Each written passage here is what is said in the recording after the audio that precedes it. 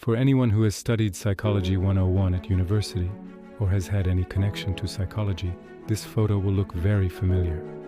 The year is 1951. The young men gathered around the table were students at Swarthmore College. They believed they were participating in a visual memory experiment. The man standing on the right is Solomon Asch, one of the most well-known names in psychology, and the reason he became so well-known is because of these sticks. Yes, first a card is shown with 3 lines labeled A, B, and C. Then another card is shown with a single line. And then Solomon Asch asks, which line on the first card matches the single line? Let me ask you the same question. Which one is correct? It sounds almost ridiculous, right? Of course, everyone would know the answer, so the students must have all said C one by one and then gone home, right? Well, not exactly.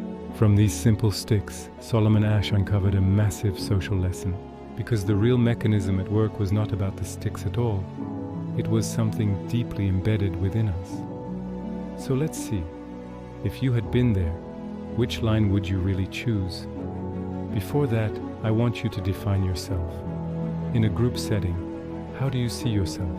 Are you adaptable, a rebel, a follower, or someone who challenges norms? Many people believe they are rebellious. They believe that if they saw something wrong in a group, they would speak up. Even if they stayed silent, they would still be certain, internally, that it was wrong, no doubt, no hesitation. But now put yourself in the place of the student in that photo. You're participating in what you believe is a simple visual test. You're sitting among other participants. You're asked which line matches the example. You're the last one to answer. At first, everything is fine. Everyone chooses the same line you're thinking of. But then, something changes. One by one, everyone confidently chooses the wrong line. And now it's your turn. What would you do? Solomon Asch was trying to measure something called conformity. In simple terms, conformity is the tendency to align with the unwritten rules or behaviors of a group you belong to. This topic has long fascinated psychology, sociology, and even political science. How much do people conform to social norms? How much do they resist? The Asch Conformity Experiment is one of the most famous studies ever conducted on this subject. It showed just how powerful group pressure can be. Let's look at how the experiment was actually conducted. Most of the participants were Confederates, people who were secretly working with the researcher.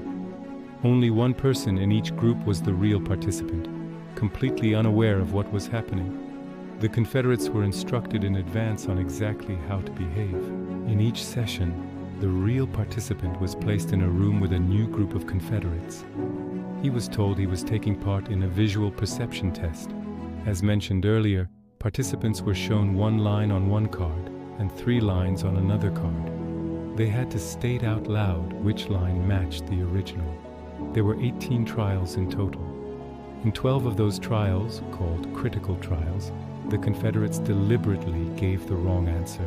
At first, everyone gave the correct answer to build trust.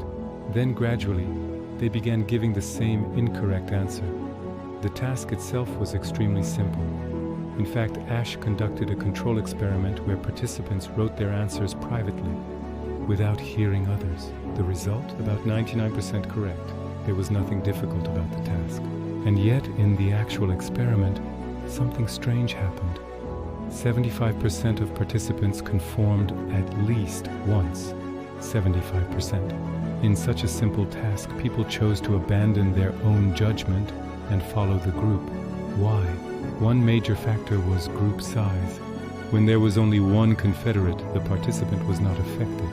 With 2, the effect was still weak. But when the group reached 3 or more people, conformity increased dramatically. Perhaps the most striking finding was this: if just one other person in the group gave the correct answer, conformity dropped sharply, from 75% down to around 5 to 10%. When participants had even one ally, their confidence changed dramatically.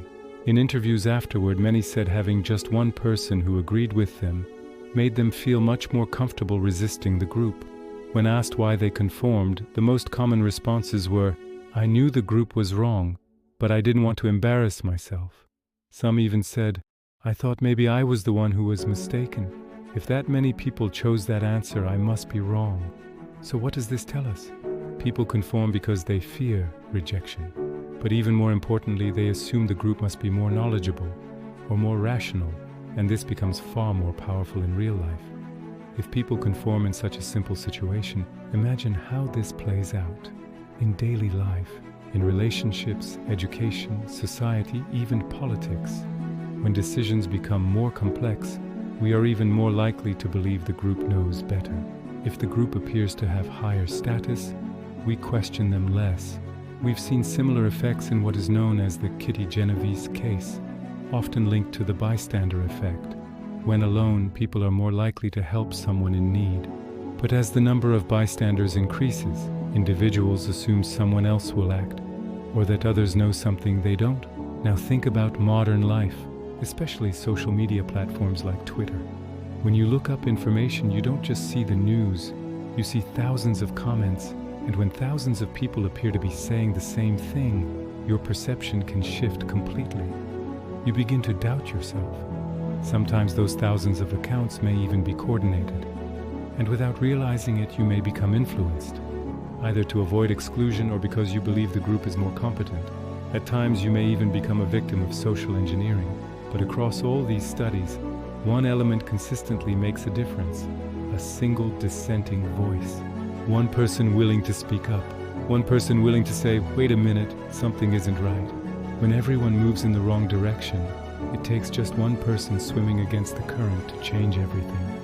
So the group you belong to, your friends, your peers, social media trends, even respected authorities, can be wrong. Sometimes it's necessary to pause, to question, and to say, wait, there's a problem here. I hope this was helpful. Until next time, goodbye. I'm glad you're here.